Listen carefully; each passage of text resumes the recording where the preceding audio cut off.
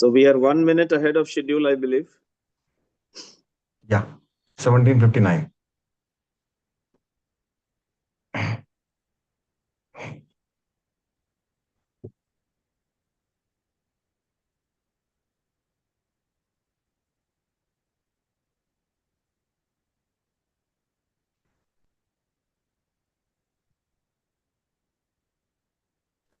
Good evening, Dhyan sir. Good evening, Rana sir. Good Hey, good evening. evening. पहचाना पीयूष है TISL. Yes,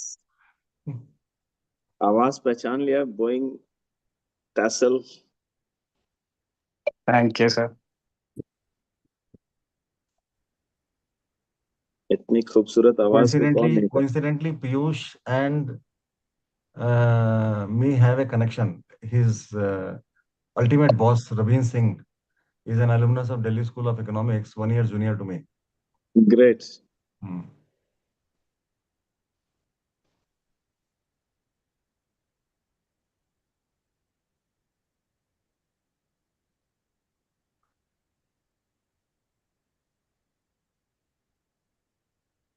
Yeah, please start. Yes, sir. Very good evening, esteemed professor. I hope my voice is audible. Yes, you are. Yes, Yeah. Loud and clear. Okay, thank you so much. Thanks. Very good evening, esteemed professor, distinguished guests, and honored past participants. It is with great pleasure and pride that I welcome you all to this third online interactive session organized by Delhi School of Professional Studies and Research, an institution committed to academic excellence and leadership development. At DSPSR, we believe in creating opportunities that bridge the gap between academic learning and real world corporate insight. Today's session, Leadership Development, is a testament to that mission. We are confident that this session will empower each one of you with valuable insight and practical strategies to grow as a professionals and leaders. I, Dr. Mukta, Assistant Professor, College DSPSR. We are delighted to have Shri Dhyan PS Chauhan joining us today to share his insights and experience. We welcome you, sir. Before moving further, we shall proceed with the lighting of virtual lamp, a tradition that symbolizes the dispelling of darkness and awakening of knowledge. May the light of learning continue to guide us on our path to growth and leadership. I request Ms. Ishita to kindly play the video.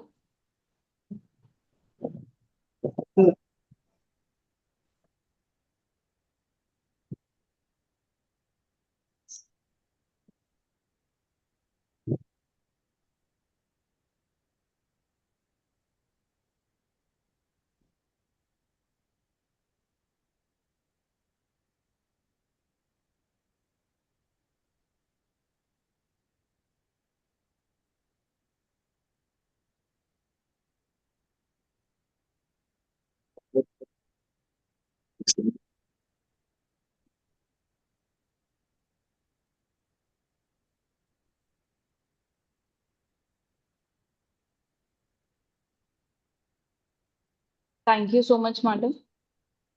Today's session is a part of our continuous efforts to bridge the academic learning with industry excellence.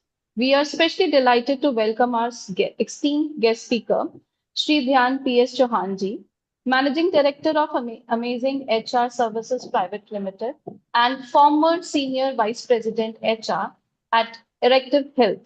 He's a master in HR from Premium School with engineering background, having proven a track record of 23 plus years in leadership role in entire spectrum of talent acquisition, HRM, and corporate.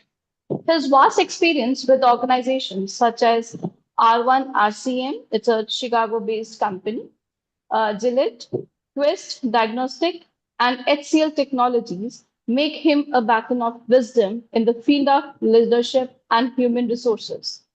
Sir, we are honored by your presence and we look forward to gaining from your vast knowledge, inspiring journey, and visionary insight. We welcome you, sir.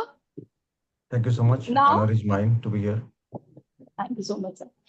Now, I would also like to extend a warm welcome to Dr. Rana Singh, Director and Dean Academics, Chhatarpur Institute of Management, Patna. Dr. Rana Singh is a former Vice Chancellor of Sanskriti University, Mathura. Dr. Singh is a techno-based professional having two decades of experience in the domain of academics, research, training, quality assurance, and consulting. He also served as Director of Institutional Effectiveness at University of Jazeera, UAE. Dr. Singh is an MBA gold medalist. Dr. Singh authored 4 books and numerous research papers, case studies, and journal articles in both Indian and international platforms. He has mentored PhD scholars, conducted MDPs, and offered consultancies across the sectors like finance, e-commerce, and institutional planning. He has been conferred with the Lifetime Achievement Award also. Your valuable presence adds a great strength to our today's event, sir. So I again extend a warm welcome to our esteemed speakers, our respected faculty members, and most importantly, our participants. Your presence here reflects your commitment to learning and the personal growth. Let us make this 1 hour more enriching experience you can have. Now, I would hand over the session to Dr. Rana Singh. Sir, please. Thank you very much, Dr. Mukta Katyal, ma'am. And at the outset, I would like to thank DSPSR for inviting me and Professor A.K. Singh, sir. It's a pleasure to welcome Dhyan P.S. Chauhan, sir, who is a very renowned professional in the domain of HR. We would like to understand from you, sir, how your professional journey in the domain of HR has changed over the period of time, and what has been the changing paradigms of the HR domain, and what are the current imperatives in the HR domain. So we would like to listen from you, sir. Over to you. Thank you, everyone. See, I would say that the world has changed. When we began, there was no Google, there were no mobiles, there was no Naukri.com, and there were no call centers. There were no credit cards, there were no debit cards. And that was an era where industry meant Sony TV, Keltron, Meltron, etc., etc. And HR meant you go to the factory and manage the labor. Without computers, managing a population of 5,000, 6,000 was a very different experience. I have seen this whole world growing in front of me. And it's an experience which I can't share with anyone. How industry got transformed, how those industries got wiped out, which didn't keep pace with the time, how technology took over. And today when I see, I find myself totally irrelevant, absolutely of no use to the new age industry, which is going to come in 2029, actually. Let us say in 2029, there is a startup which is based on an idea. I'm totally irrelevant. So I have seen the entire landscape changing. Now, the biggest challenge for me is not what happened in the past. The biggest challenge for me is how do I keep myself relevant in the future? Because if I don't adopt those technologies, then my survival as a professional is at stake. So I learned all my life to be relevant in 1980s and 90s. Now when it's time to retire, I have to again keep learning to remain relevant in the future. That is how the world works.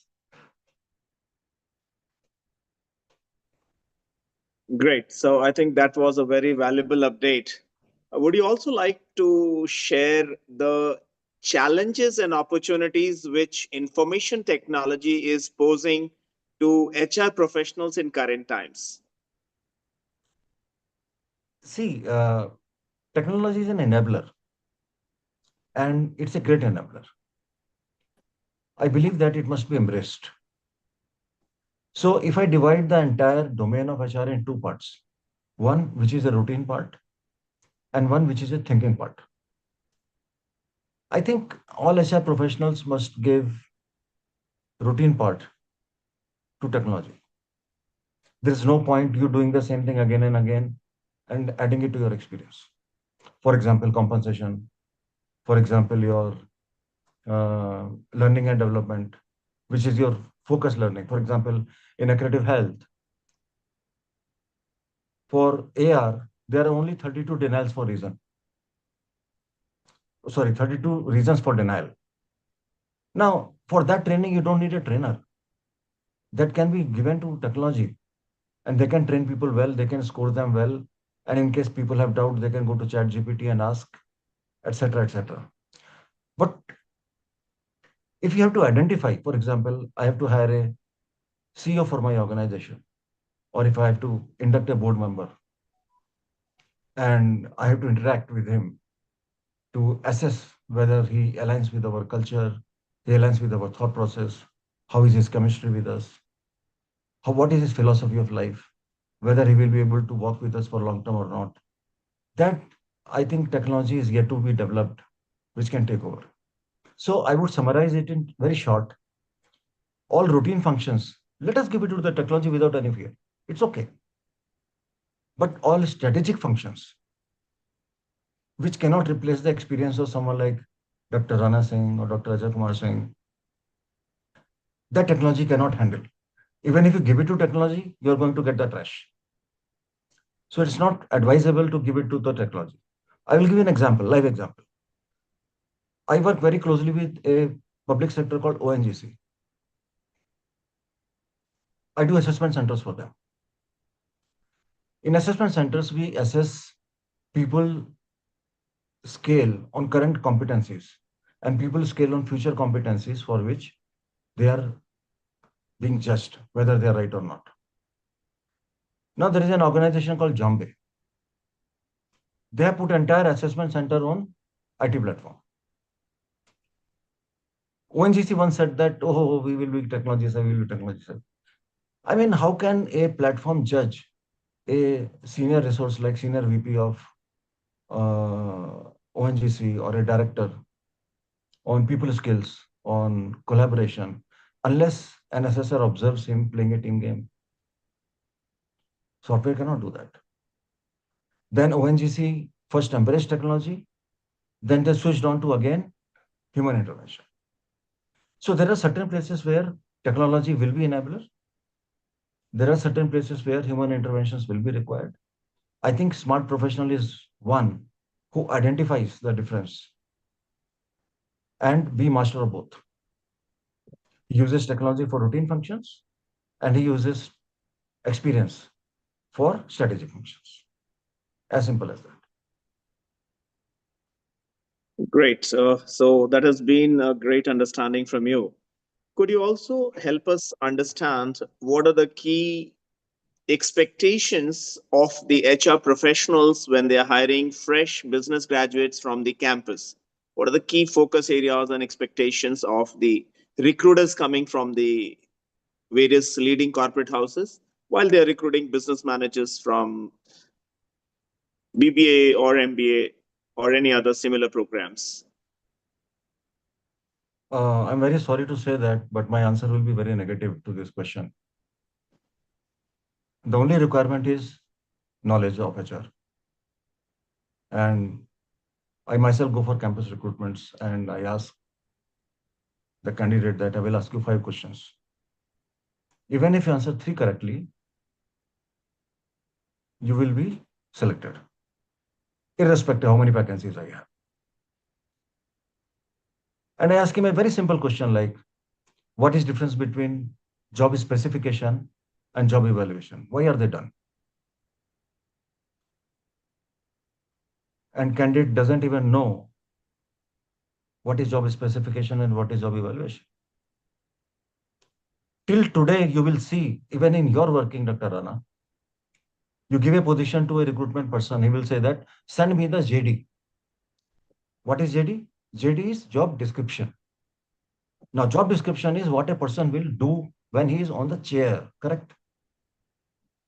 Job description is not what kind of person you require. That is job specification. But have you ever heard from any recruiter that please send me the job specification? What is job specification? Qualification must be this. Attributes must be this. Competencies must be this. Like there are certain jobs where you require a lot of good communication skills. Certain job you don't require communication skills. You require moderate communication skills. For certain jobs, you need talkative people. For certain jobs, you need reticent people. But every recruiter has a standard line. Send me the JD, send me the JD. How many people will you train? So I understand that institutes like Delhi School of Economics or XLRI or Tata Institute of Social Sciences have value not because of anything else, but one, the kind of intake they take, their intake is highly filtered. Second, the kind of grooming they do. And that is why they command premium for their work. Now, with mushrooming of educational institutions, levels of knowledge have eroded tremendously. What do I do with a person who doesn't know what is difference between PF and PPF? Because I have a separate policy for PPF in the company. I have a separate policy for PF in the company. Are you getting my point? Yes. What do I do with a person after taking him inside the organization who doesn't know how to open the interview? For example, if I ask a candidate that, can you show me 2-3 illustrative questions? How do you open an interview?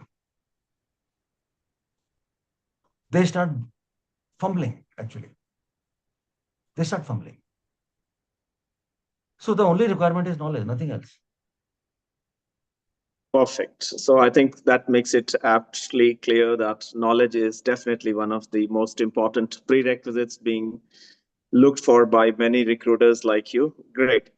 We would like to understand from you. Normally, we talk about multiple leadership styles in the corporate world in current era of technology enabled and technology being an enabler, facilitator, and a catalyst. Which leadership style do you think is more apt in current times of transition from low technology to high technology to ultra advanced information technology, especially when we talk about emergence of artificial intelligence, machine learning, big data? So which leadership style you think is the best as of now in the times of transition? I believe that leadership style has less to do with technology. It has to do more with the person. So there is no standard leadership style which fits all. There are certain situations which are high pressure situations. One has to turn less democratic. And there are certain situations which are creative situations where a person has to give time to the person to think creatively. But one style which every leader must have in his blood, that he must have the art of switching his leadership style. He must have the art of switching the transactional states. How fast he becomes a father, how fast he becomes a child, how fast he becomes an adult, that is the game. So on one hand, you can hit hard. Other hand, you can say that, oh, I'm sorry.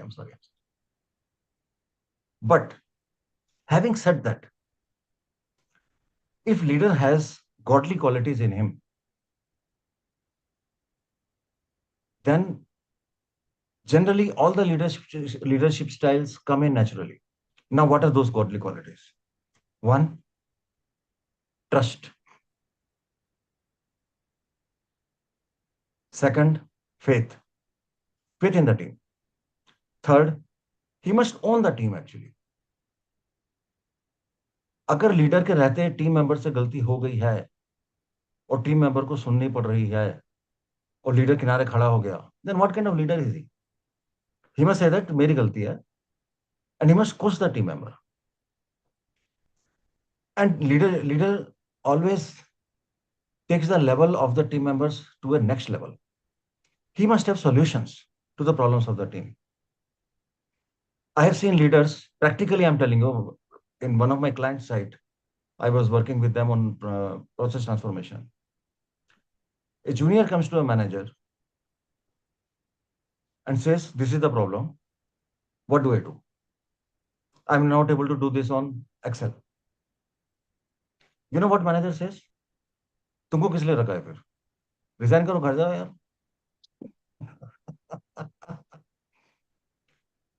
Now, had I been that manager, I would have said, okay, what is the problem? Then he would have said, this is, I'm doing this is happening. I will say, try this. Try this. Don't do that. And he will succeed. Then when he will succeed, he will come back and say that, sir, it's done. I said, wow, you're great. Very nice. So these are godly qualities. Help ever, hurt never. Be lovable. Now, if these qualities are there in a super leader, then he develops a lot of leaders. I'm proud to say that most of my team members who once worked with me as associates today are leading the organizations. Over a period of years, they have gained so much of gravity in their work that they still follow the principles of knowledge, wisdom, godliness, kindness, good work. And they are very respected all across the place. So my summary to your question is, there is no standard leadership style which fits all the size. But a great leader must have godly qualities. And great leader must never leave the hand of his team. Never, ever. Whatever happens. See, you and team are one entity actually. You must stay as one entity. Live together, die together, that kind of thing. I think that is very marvelously summarized by you. Now we would love to come to the next question. Uh, I'm sure we do understand that mentoring of the students from the business school plays an important role, and I'm sure a lot of business schools are doing in different ways, different modes, different modalities. What would you like to recommend as one of the best mentoring models of the students coming from the business fraternity? See, students are what you call raw molds. If same set of people are molded in a different form by the institution, their careers can be much brighter. So I would actually focus on the institution rather than the students. Institutions must have a fixed set of places where their alumni is sitting, where their known ones are sitting, and they should be good organizations, not the hire and fire or consume and throw kind of organizations. There are a lot of companies who want ready resource कि day one से sales मेरी बढ़ा देगा और जब sales बढ़ के 5 client आ गए उसको निकाल देगा. Not those kind of companies. Not those kind of companies. Now, when you get hold of good companies, then you must start engaging those companies from year one of your HR students. And engagement has to be like what those companies require. You teach in the college. What culture do they have in their companies? Create mentors in those companies who handle those students, who align with that culture. Role identification. What roles will be available in future? Could be recruitment, could be training, could be system, could be technology, could be what? Could be anything else. Prepare student for that role. Let him gain knowledge on that role. Let him understand technologies on that role. Then for the placement, you put across that candidate. I'm sure your selection rate will be more than 95%. It's not on the student. Every student is good. Issue is, we teach standard syllabus to everybody. Very sorry to say, but professors don't even care whether a student has understood or not. Professors don't discipline students.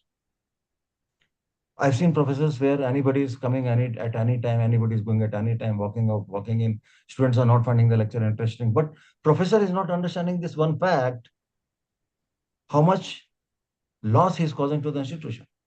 He's coming, giving lecture and going. Then when placement season comes, you want everybody to be placed. It can't happen like that. If your batch is 2025, 2027, the process of placement has to begin in 2025, Dr. Rana.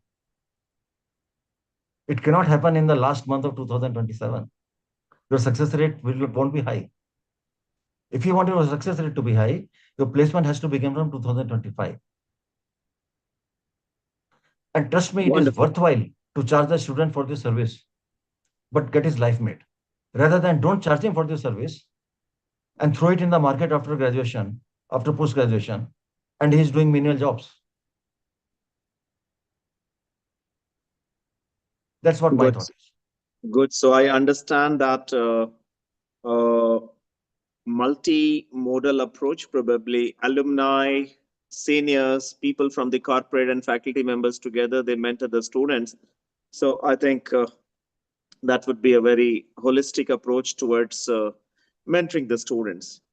I'm sure we understand that disruptive technologies are transforming the landscape of business in general and HR in particular.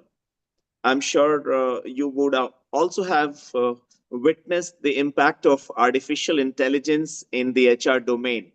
So probably I would like to understand from you how you have witnessed the impact of artificial intelligence in the HR domain and how in the times to come it's likely to disrupt, impact, transform, or any other word you may aptly describe it as the HR domain. So over to you, sir. So can I ask you a simple question? Yes, please. Now, today I'm in the asking mode. You are in the answering mode, but still you can ask. Over to you. See, Still, the offer is open to you, please. it's not only HR. Across the board, technology is transferring everything in our lives. Okay. Today, if I want to buy vegetables at 10:30 in the night, do you think I'll go to a vegetable shop? No, not at all. I'll simply go to Blinkit and vegetable will be at my door at the cost lesser than what vegetable vendor is selling. Now at 3 a.m. in the morning, I want to eat ice cream. You think I'll pick up the car and go to any bakery? I'll simply Zomato.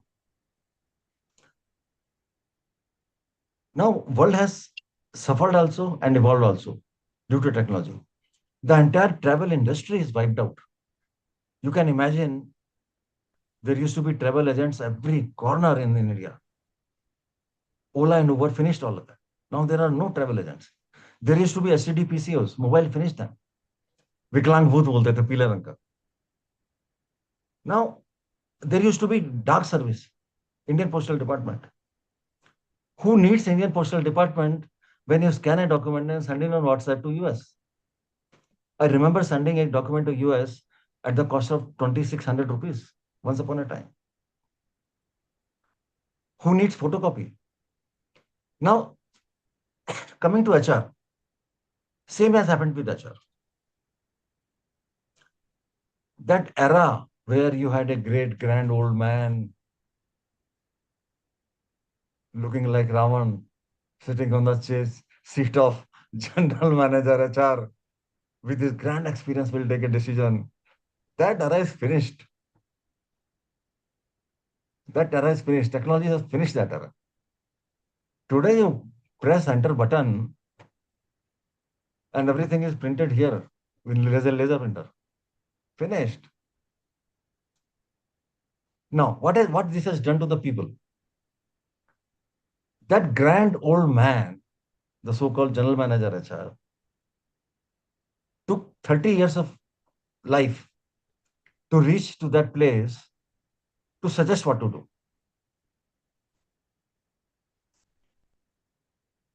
Now, new children who are coming, or new young generation which is coming, they press enter button and they get everything. So they don't have the knowledge. They don't know what they are receiving is why are they receiving that. Are you getting my point? Yes. It's a sword which has edges on both the sides. On one hand, we have become lazy. On other hand, life has become easy. So HR is reduced to Rangoli, best dress competition, festival celebration. That HR where industrial disputes act prevailed, and how does a labor court work, and how are salaries calculated, all has gone. Today, people don't have knowledge. For example, if you ask them, ki bhai, your budget is 35% of salary increase, revise the letters of everybody as per rating. What they will do? They will go to system. System is a platform. They will type 30% percentage rating and letters will be printed. Have they calculated with calculator? Do they know the meaning of not having advanced statutory bonus as one of the components in the salary? What liability organization is sitting at? Have they got their gratuity insured by SBI? Whereas law section 46 of Payment of Gratuities Act 1948 says every company shall means must ensure the gratuity. Why don't they know this? Because in the world of technology, it has no meaning at all for them. So those things technology cannot replace. So impact is Great. huge. It's been on both the sides. One side life has become easy. On one side we have become lazy. Wonderful. I'm sure the changing times and changing technologies have also witnessed the changes in laws, rules, regulations, amendments, and so many other legal mandates coming one after the other, so many Supreme Court judgments. Well, I would like to understand from you what would be your message to the faculty fraternity, especially for the business schools. What shall be the enhanced level of emphasis on business laws in general and labor laws in particular, and the special cases, the Supreme Court judgments, the labor law judgments, etc., judgments of the labor courts. So, what should be the emphasis of faculty colleagues to make the young students more and more cognizant of the laws, rules, regulations, latest court judgments? What should be the emphasis, and what should be the tone, tenor, intensity, and emphasis? Over to you. See, I will give 3 thumb lines. If any business school follows these 3 thumb lines, it will become a brand in 5 to 10 years timeline. It will be a brand where, trust me, corporates will run around to enter. The first thumb rule is, now we don't have 250 plus labor laws. We have only 4 wage bills. Laws have changed. They have changed a lot. Basically, they are eased out. License Rajas are mostly finished. All the students must be given expert knowledge of all the domains of HR. And in the first year, business schools must ensure that not more than 10% of students pass the exam. Let them give a repeat exam. Paper must be such that it makes them sweat. You cannot wander around with your friends. You know what I mean by friends. And yet get 80%. Delhi School of Economics does not allow that. TIS doesn't allow that. XLRE doesn't allow that. They grill you for 13 hours, 14 hours a day. 2, once your student is ready with competencies in all the domains of HR. Now in HR, you do not have 10,000 domains. You have just 4 or 5 broad domains. Behavioral side, legal side, management side, which is system side, which is your policies and systems, etc. Learning and development, and technology. Number 2, business schools must work more closely with industry rather than incubation. Most of the business schools work inside only. There is one director, there is one promoter.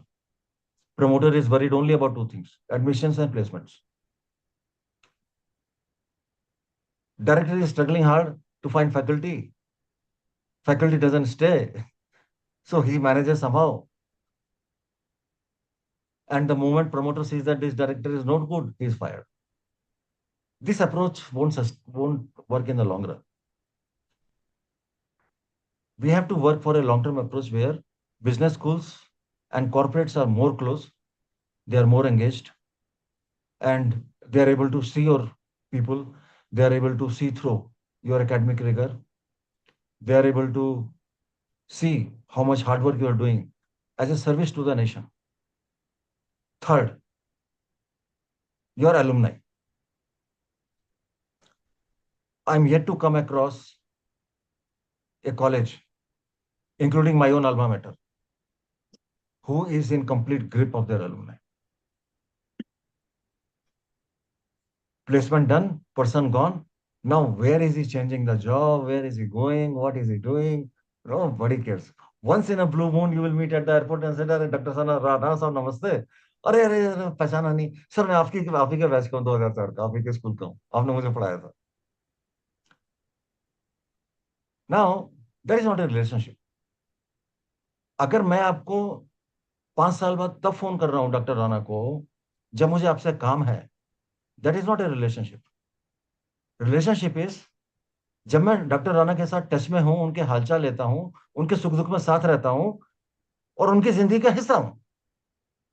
वो college अपने student के साथ कर नहीं पाते क्योंकि flock size बहुत बड़ा है.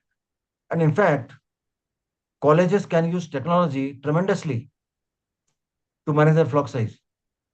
बट आप मेरे को 10 कॉलेज बता दीजिए जो टेक्नोलॉजी यूज कर रहे हैं फ्लॉक साइज को मैनेज करने के लिए. नहीं कर पा रहे.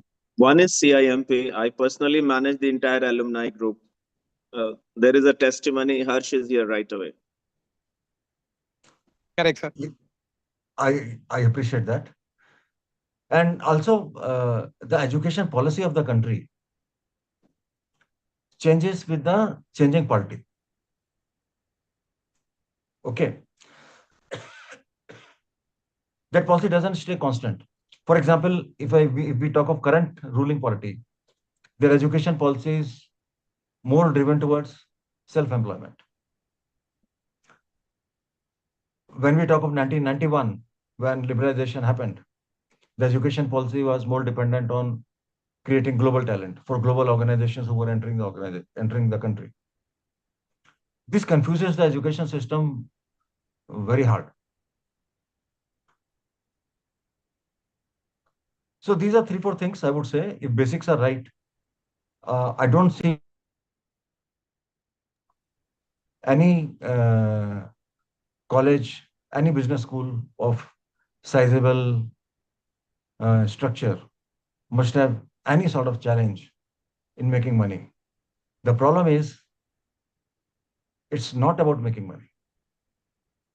It's about service and how we do the service.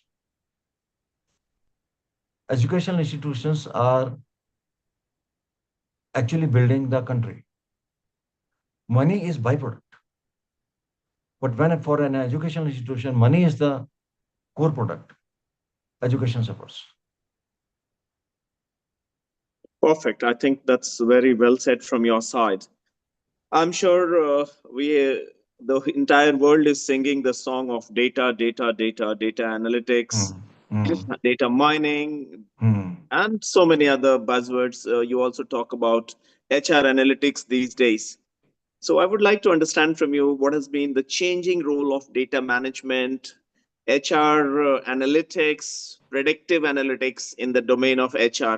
How do you see its importance? How do you see the focus of academic delivery on HR analytics to transform the overall outcome based approach in business education? So, over to you, sir.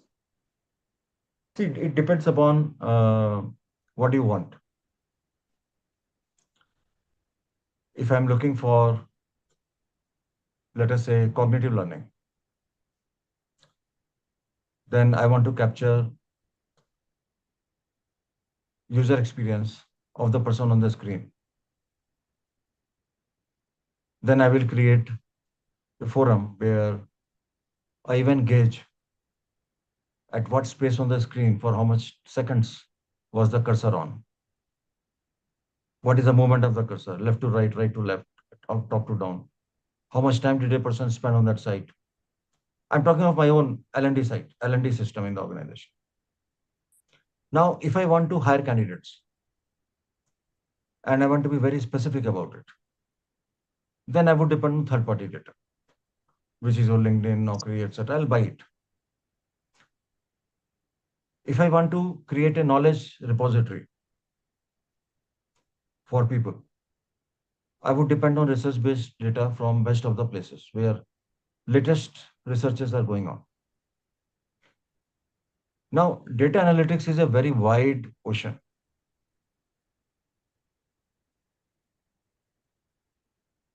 You have to see what do you want out of it.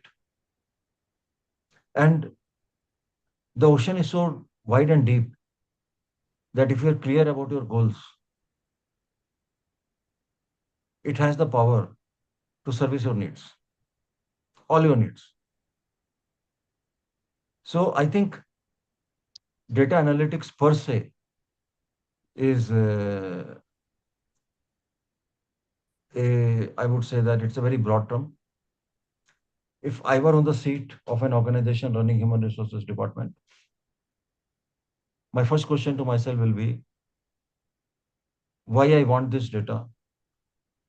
What will this data do?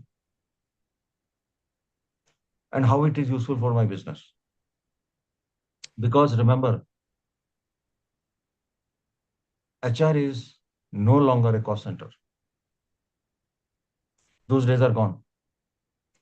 If HR and HR team is a cost center to the company, which means somebody else is earning and organization has to maintain HR department to run the company, then HR department is in danger. HR has to be profit center for the organization. It has to find ways and means to give value to the business back in multiple of times than what it is taking from the business. तब तो आपकी जिंदगी लंबी है, वरना आप HR में ज्यादा टाइम बिता नहीं पाएंगे. सिस्टम आपको भाग के फेंकेगा. Great. I would also now like to talk about Economic Times. It has been releasing the top 20 HR influencers. And how do you see the top management, especially comprising of top-notch people from HR, acting as influencers? That's one. And second, as to how HR is now being seen as a strategic business partner, and more of HR people are taking up the role of the CEO in the corporate world. So how do you see this as it's the pros and cons? I will divide that question in two parts. HR as a CEO role, I'll keep it separate. And the earlier part, top 20 influencers. I don't believe in that. There are no top 20 HR gurus.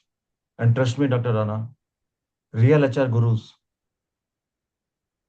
are hiding in hinterlands. You have to find them. The real people who know HR. For example, in this year's top 20 HR influencers, you will not find Mr. Raju Veer. You will not find Anagat Parikh. But those are the people where every HR head goes for advice. You will not find Dr. Prakash Bide. But these are the people where everybody run when they're in problem. So this top 20 HR influencers, etc., is marketing. For me, it has no meaning. For the world, it might have. But for me, I don't care. Now, being a CEO, see, there is a team which reports to the CEO. You have finance head, you have sales head, you have HR head, you have technology head, you have some other head, operations head, etc., etc. Standard structure. There could be someone else also. Now, the role which they are playing, the HR head is playing, requires a particular set of competency. The role of CEO requires a particular set of competency. Do an assessment, check among all the DRs who has that competency to be the CEO. The person who is closest to the competency must go through succession planning process and he becomes the CEO. It could be IT head, it could be HR head, it could be finance head, it could be sales head. Problem in India is we work with gut feel. तू बनेगा, मेरा लड़का engineer बनेगा, मेरी लड़की doctor बनेगी. ऐसे नहीं होता बिजनेस वर्ल्ड में. There is no magic in business world. Now, very few organizations follow this process. I'll share a live case. I was doing assessment center for SBI cards. They have their office in Infinity Towers, MG Road, DLF Cyber City. The moment we walked in with the assessors, team of 4 assessors walked in. CEO invited us for high tea and he started praising IT head like anything. He has transformed the company. We got it from Jacques. He's a GE guy, Six Sigma, black belt, all that does. But when we ran through exercises, we found that the finance head, that poor unknown man sitting in one corner, is the best candidate to be CEO of SBI cards. So we gave our report. We said that your successor is your finance head, as per us. And we finished the report and gave it to him. He presented it to the board. I got a distress call on a Saturday. किसी क्या बवाल खड़ा करके चलेगा मेरी जान को. अब कल आ सकते हैं. मैंने बोला कल तो आ नहीं सकते, मंडे आ सकते हैं. And I was heading that team. Now, Monday when we went, eyebrows were very high of every board member. There were around 12 people there. And the CEO of the company. And CEO ने अपना पल्ला झाड़ लिया ऐसे करके. क्या बोला पता है? बोलता जी मैंने तो इनको बताया था सुदेश के बारे में. अब क्या करें बताइए, देखिए करके गए. आप ही लाए थे इनको. Then I ran the board through exercise by exercise. For example, strategic thinking. I read the response of Sudesh and the response of Mr. Garg and said, what do you think? Who is better on a strategy for SBI cards? Because one of the proofs was why SBI card is not one of the highest selling cards in India. 5 reasons. And that IT guy could not even decipher that the enrollment process is very wrong. Whereas in other banks, enrollment process is very easy. That Perfect. IT guy doesn't decipher that our marketing is traditional. Whereas marketing of likes of ICC and SDFC is very professional. And we convinced the board back. And even today, the CEO of SBI Cards is the former finance guy. Now, this thing Well said. technology. Well said. Well said. For I would this, now you need Dhyan Chauhan. exactly. Now I will bring your kind attention to 2 news headings. There was one news heading 2 weeks back, which reads in India Today, which says IBM replaces 200 HR roles with artificial intelligent agents as part of automation push. This is a 2 week old news in India today, which says IBM replaces 200 HR roles with AI agents as part of automation push. And the second news reads as IBM slashes around 8,000 jobs primarily from its HR division.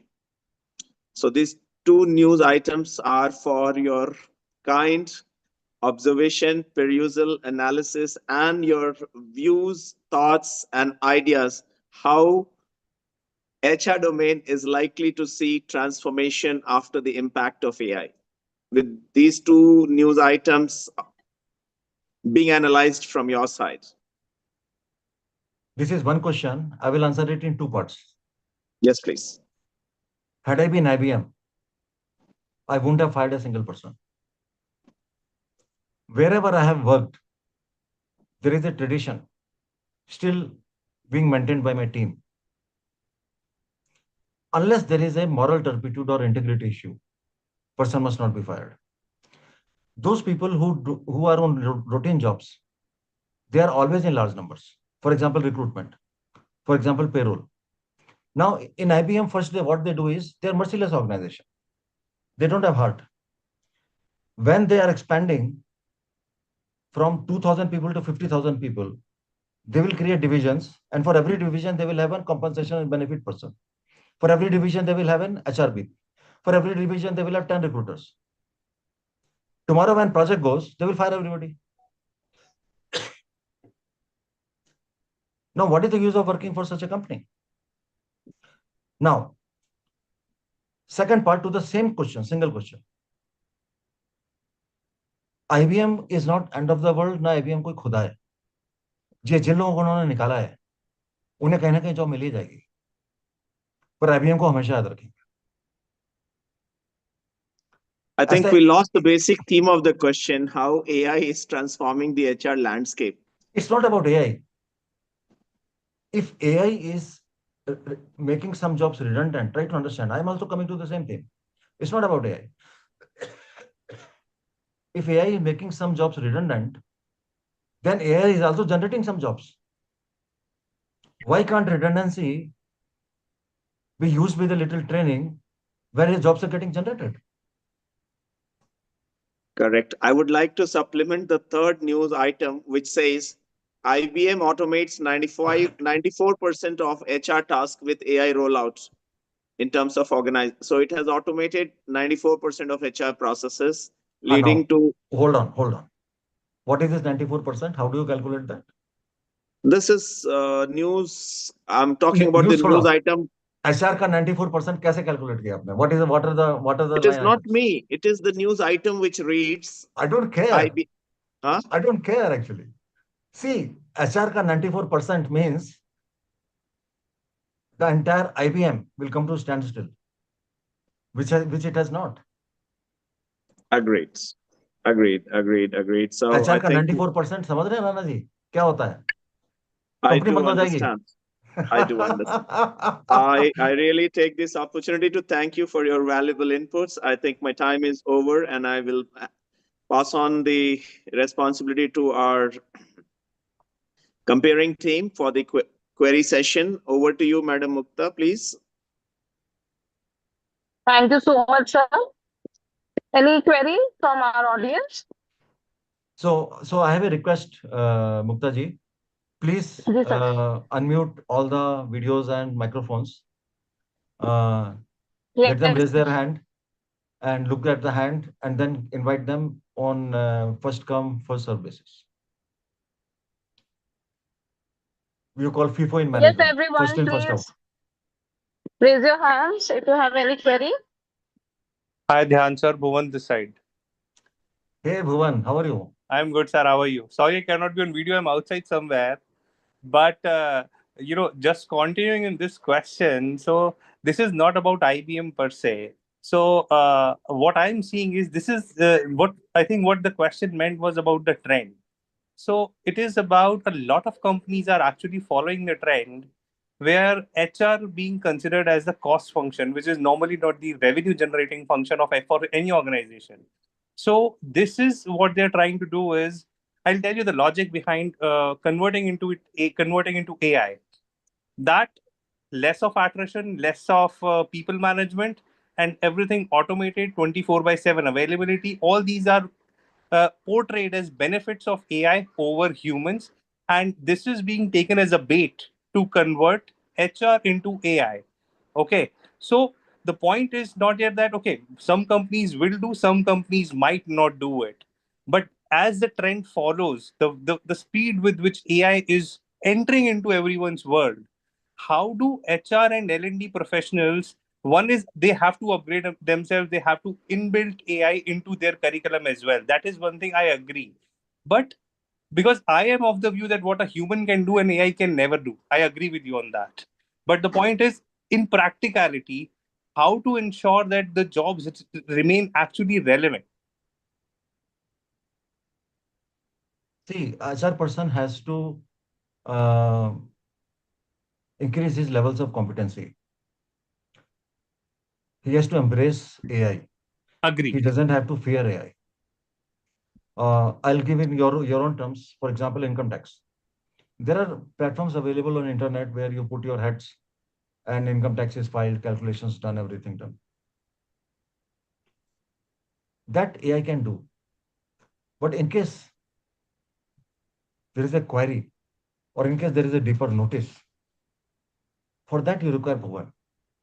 AI cannot do that. Now, what happens is over a period of time, with usage of technology and flourishing of management colleges, lowering of rates of HR professionals, companies going for cheaper HR heads, a lot of factors have led to a situation where HR people are not competent. They don't have Agree. knowledge. So this is basically actually a wake-up call for HR professionals also. That Exactly. they Exactly. cannot be complacent in their job, that maybe doing a simple management HR function or a course is enough to spend their life on. They have to See, continuously upskill themselves with the market trends. Bhuvan, exactly. In fact, I just shared at the beginning of my call itself that it took me 25 years to become an HR professional. I am 55 now. And now I have to begin as an HR professional all over again because what I learned in the past is of no use now. And I can add on to that the answer that this is not only HR. What AI is doing, it is doing to everyone in every field. If people do not upskill themselves, not in years, within months, they'll find themselves redundant. And I think it's also the lack of knowledge about the AI, that there are so many free general AI, Gen AI courses are available, which can help everyone out. But I think this is a very good call out from your end, that we cannot, I mean, say not HR, anyone cannot be complacent about their jobs right now. Sir आप jobs की बात कर रहे हैं music is my passion and my daughter once composed a song she is just 10 years old her name is Uttara and I really got attracted with that song with lyrics etc and music etc. Then I asked her how did she do it and I did not know how she did it. She went to ChatGPT, love song lyrics, she picked up some lyrics, then she went to some platform where music was to be added. Yep. She chose jazz, romance, this, that, all that Right. music she added, Hmm. and then converted the file, Hmm. media file, and sent it to me on WhatsApp. I have taken 55 years to learn some basic 10-15 ragas. Now, what is the use of Rag Yaman Kalyan or Rag Bhairavi or Rag when you have music available like this? And she's just 10 years old. Yes, I agree. But I learned from her that there is a technology which can make a song just like that. We don't need Muhammad Rafi. Even Muhammad Rafi, had he been alive, he would have been irrelevant today. The kind of songs which we are singing. So again, I think it all drills back to the point that we have to upskill ourselves no matter what, and the speed of upskilling actually has to go up now. See, the biggest issue is today is, let us say, 31st of May. Bhuvan, I don't know what will happen on 1st of June. On 1st of June, some bomb will blast in terms of technology, and everything you did till 31st of May will become useless. This is a fact. Actually, I normally work on such technologies where I can tell you that within next week, so many technologies are coming, which will make actually many people redundant. See, right now we are talking on a screen, right? Yes. There is a technology where you can see me on 3D, standing in front of you. I do make that technology as well, sir, for my clients. Then why do I need Zoom? Yeah. I think that has been very valuable input coming from your side. Now we are inching towards the end of the session. I will request our moderating team, Madam Mukta, to invite the last process of today's session. Ji sir, thank you so much. Now I request Dr. Seema Kumari ma'am to kindly extend the vote of thanks.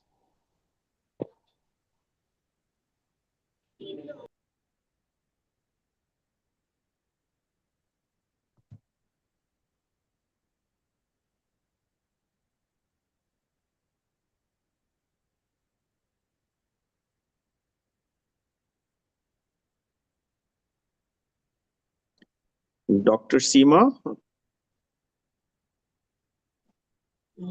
Ma'am, you were there?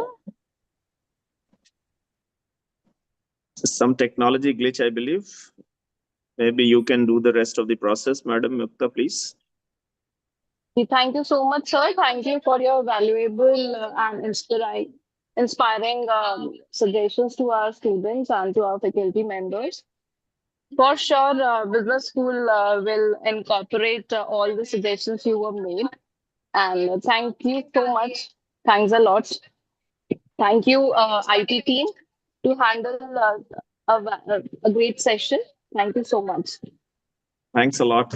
Thank you, And I Chauhan would sir. like to pay my respects to Dr. Singh for making my life. He was my faculty at Delhi School of Economics. And it's a very Yes. special thing he holds in my heart.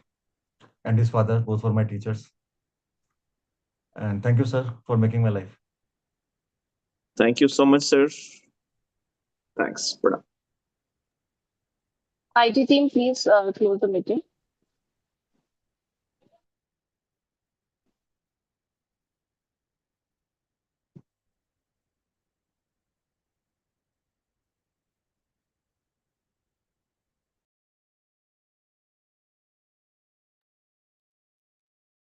Ms. Ishita madam, kindly end the session. It's not just stopping live stream. Okay.